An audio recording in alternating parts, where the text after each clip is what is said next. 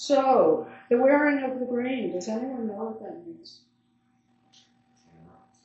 Shamrocks. I've never seen anyone in a shamrock. You can get them when you're buying lottery tickets. You know, they have piles of them that you can take. My lawyer gave me one day at church. I was very surprised by that. Well, a little history here. St. Patrick's Day will be here tomorrow, and with it, all the drinking and the toasts, the corned beef and the cabbage, the Irish stew, the hurrahs at the parade. It's going to rain tomorrow during the New York City parade, but for some it also means the wearing of the green. For many of us, this color denotes Ireland's rolling hills and valleys. But what is known as the wearing of the green refers to a song from the 19th century in which green was identified as a symbol of sympathy for Irish independence and as a reminder of St. Patrick himself. I would also say that the redcoats came and fought against the rebellious settlers on this continent. Irish soldiers were also sent, and they were wearing green coats to distinguish them from the redcoats. The two have become entwined over the years. That is, the idea about St. Patrick and the idea of an independent Ireland. The saint might be very surprised to witness all the fuss and hear all the noise on this day. In fact, the raucous holiday aspect of this occasion might horrify him. In Ireland, St. Patrick's Day, until very, very recently, was a holy day, not a party day, a holy day, a day of prayer and church and abnegation, a day of remembrance for a man who changed the religious spirit of a vibrant culture. For neither in Ireland nor of Irish descent, or neither Patrick nor a saint, this 5th century British man's history reveals suffering and salvation. From slave to servant to sainthood, his was a very complex life, filled with sorrow and with great celebration. Patricius, as he was later known in his life, was born somewhere along the west coast of Great Britain. According to his autobiography, which was called the Confessio, or Confession, he was captured by raiders along with thousands of other people and sold into slavery in Ireland, a wild land to the west. Some of you may know this, and some of you may not, but Dublin had the largest slave market in Western Europe for centuries. One account reports that his captor was none other than Niall of the 9 hostages who went on to become the king of all Ireland. But I don't know if that's true. By his own account, Patrick came from a Christian family, although he himself was not religious, at least not before he was captured. While a slave, his Christian faith, a reminder of home, grew and comforted him. Surrounded as he was, he learned the Celtic language and the customs of his master, a Druid high priest. In one account, he is described as serving the priest for 6 years as a shepherd in desolate conditions. He was a mystic, even as a child, and grew into a man who dreamed. The first memorable dream led him to escape walking 200 miles south through Ireland to County Wexford. Has anyone been to County Wexford? How many of you have been to Ireland? Yeah, that's okay. Next time you go, think of County Wexford. Where he found a boat and crossed the sea. That would be the Irish Sea, when he was 22 years old. But upon arriving in England, he was seized and returned to slavery once again. Eventually, he escaped a second time and made his way to Europe, where he studied Christianity in the Lorraine Monastery in France. After living for some time again in England as a priest, he had another dream in which he heard voices begging him to return to Ireland. Instead, he made his way to a monastery at Auxerre in France, where he lived for several years and adopted the name Patricius. That would be the Latin name. Patricia, the woman's name. Padraig is the old Irish version of that name. Eventually, it was decided that he be sent to Ireland. To expedite his work, he was named a bishop by Pope Celestine in the year 432. And so he returned with a few followers as one of the earliest Christian missionaries. People think that Ireland was always Catholic, but of course it was not. It was a Druid stronghold for centuries. As history shows, Ireland became the first territory never ruled by the Romans to convert to Christianity. His first converted patron was a man named Ishu, who made a gift of a large barn hall for a sanctuary, which eventually became the center of a church and monastery and Patrick's favorite retreat. He died there years later. Patrick set up a see, that would be a district that he is the leader of, in Armagh, which is Northern Ireland today, and organized the church into other territorial sees, encouraging men and women to become monks, although it's not clear if he ever became a monk himself. He was already a priest. Some historians think he settled and built a school there because he was protected by a powerful king. In any event, his missionary journeys usually began and ended in Armagh. Tradition attributes to him the great impact in Connaught and Ulster and reports that he had the most impact of all the missionaries in the land. He traveled about preaching, teaching, building churches, opening schools and monasteries, converting tribal chiefs and bards, and supporting his preaching with miracles. He is also credited with throwing down some sort of an idol in a place called Leitrim, a story that would later add to his fame. Apparently, slavery was never far out of his thoughts, and he wrote letters about this, protesting the practice. These were chaotic times, and slave traders and British raiders of all sorts invaded Ireland frequently, and vice versa, obviously. He gathered many followers, including Saint Benignus, who would become his successor. Most of his missionary activities centered on raising native clergy, abolishing paganism, which was called Druidism, idolatry, and sun worship. He is popularly credited with driving the snakes out of Ireland and into the sea. Have you all heard that story? Did you know that there are no snakes in Ireland and never have been? It's just like New Zealand. New Zealanders, I've been there 3 times. New Zealanders will tell you, oh, no snakes in New Zealand. Like, aha, Ireland again. Okay. More current scholars suggest that the snakes probably referred to the serpent symbolism of the Druids, or possibly for Pelagian ideas, which were symbolized by serpents as well. The Pelagians were followers of another heresy. According to some, he remained conscious of himself as an unlearned exile and former slave and fugitive. He wrote that his salvation came when he learned to trust God completely. The date of his death has been controversial for centuries, but with more recent exploration and calculations indicating that he died on March 17th, tomorrow, in the year 493. It's kind of head-spinning, isn't it, to think back to 493. It's a long time ago. His remains were apparently buried with those of St. Columba, who was a man, and St. Bridget, who was a woman, in Downpatrick, County Down, North Ireland. His death date became his feast date. And that's probably something we need to talk about, which is, what is a feast day? A feast day is the death day of someone, not their birthday, but the day they died. Do any of you celebrate the death dates of anyone in your family? A yard site, for instance? No. I've done this with certain members of my family that I felt very close to. On those days, I always do something in commemoration of their lives. Perhaps it is not so terribly surprising that thoughts of St. Patrick traveled from the old country into the New World with the immigrants who revered him. Unlike his fellow patron saints, St. Bridget and St. Columba, Patrick was an outsider and a man of very humble origins. His lifelong struggle to survive political and religious turmoil parallels many passages in Irish history.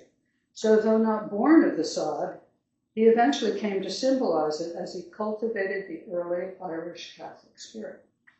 Patrick, patron saint of Ireland. What does it mean to be a patron saint?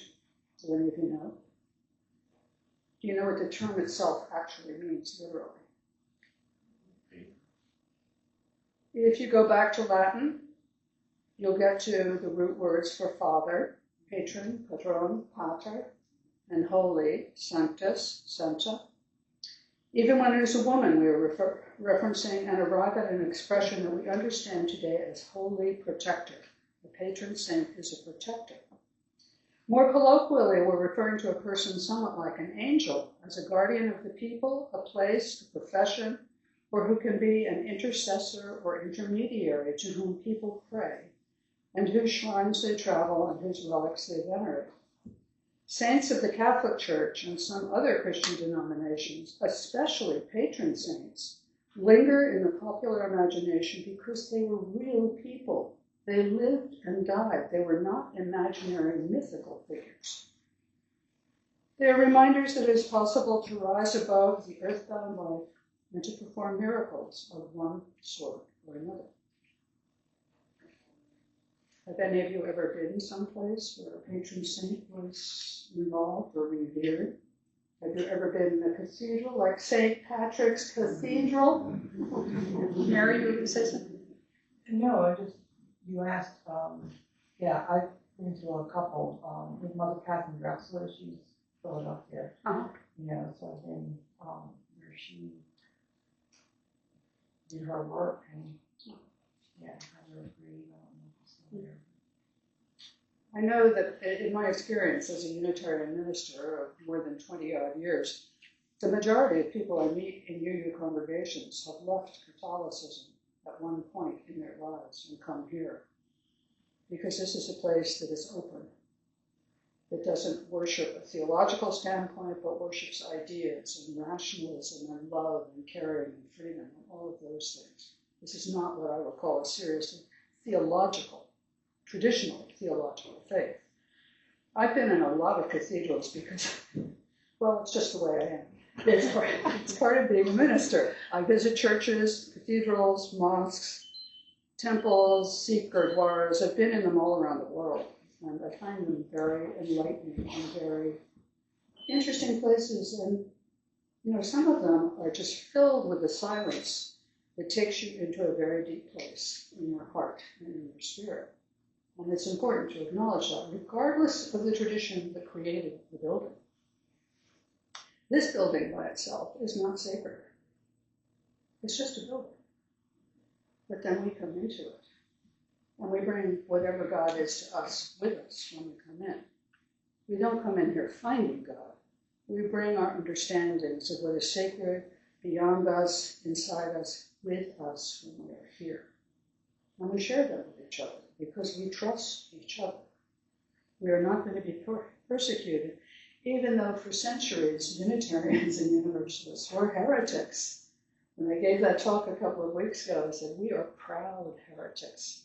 Proud that we have made choices that have taken us to places that align with who we are, what we think about, what we feel, what we care about.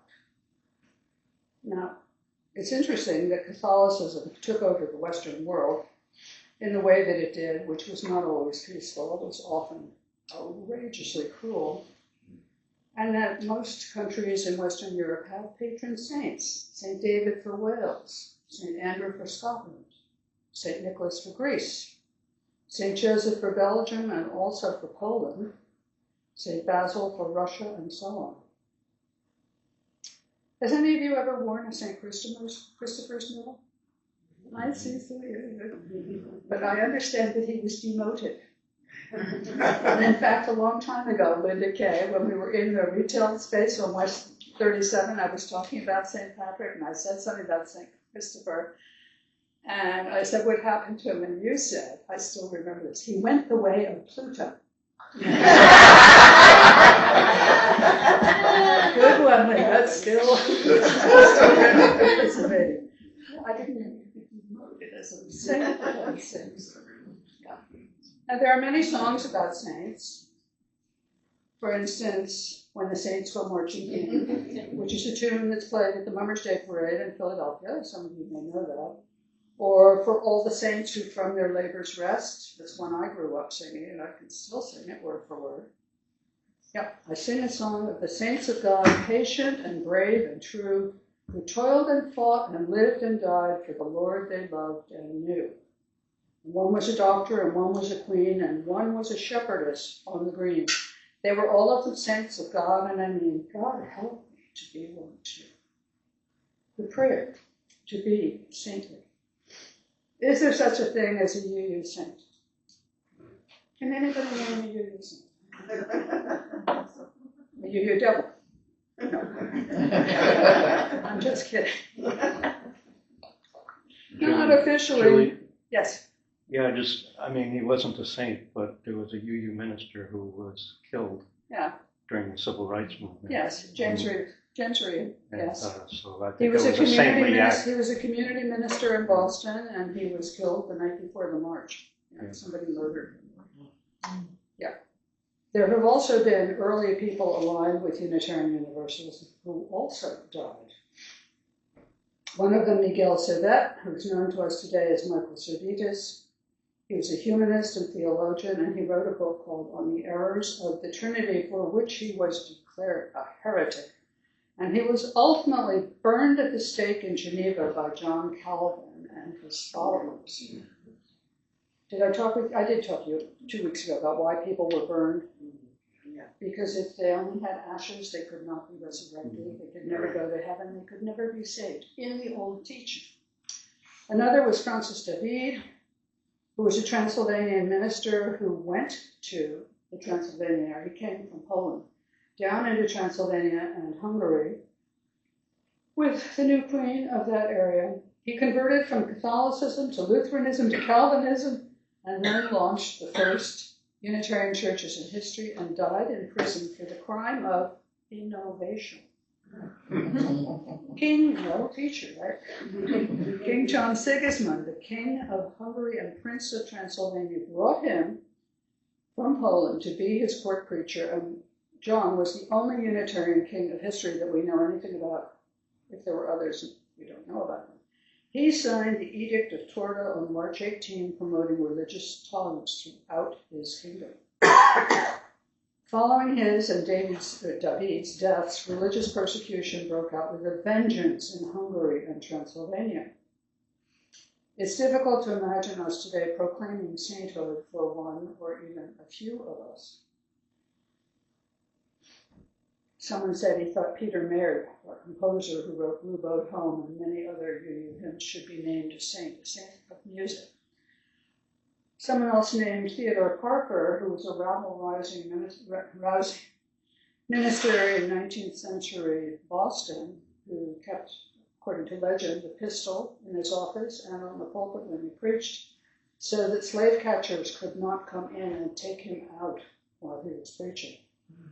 I've read stories that say that he preached to 3,000 people at a time in Boston.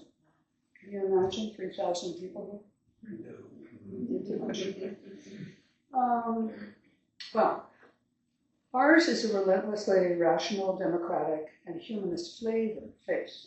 Like many people of other faiths, we believe that each of us is capable of goodness and contributing to building a just world. This is what I mean when I say it's our hands that build heaven on earth. Unlike others, we shy away from doing things in the name of God. We wrestle with notions of God in ways that few other people do, and because we do not live to convert others to a narrowly defined theology, we do not live with thoughts of imminent martyrdom anywhere in our psyches.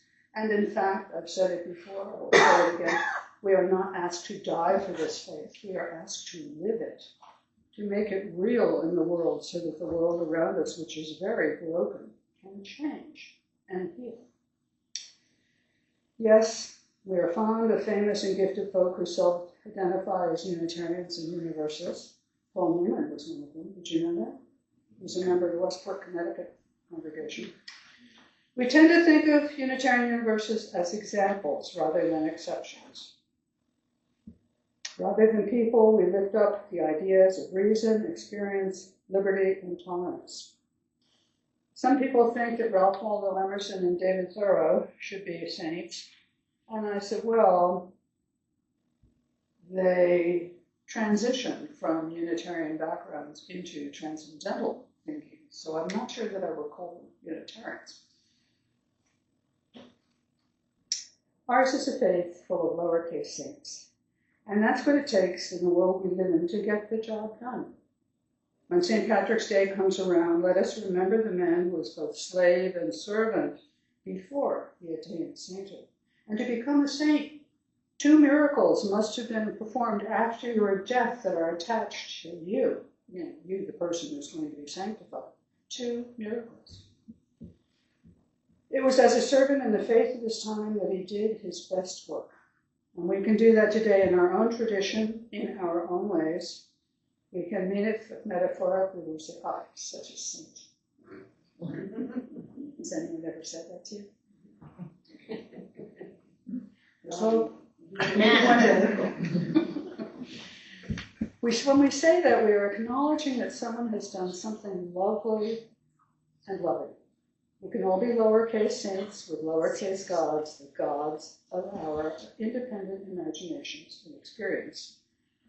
And with that, I would say, and I've said this before, I always say in congregations where I was not ordained into sainthood.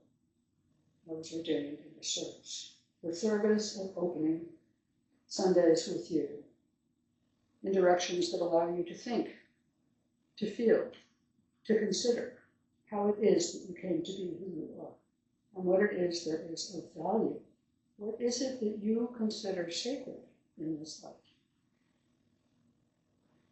St. Patrick probably would close a homily with Amen, but I would say, blessed be.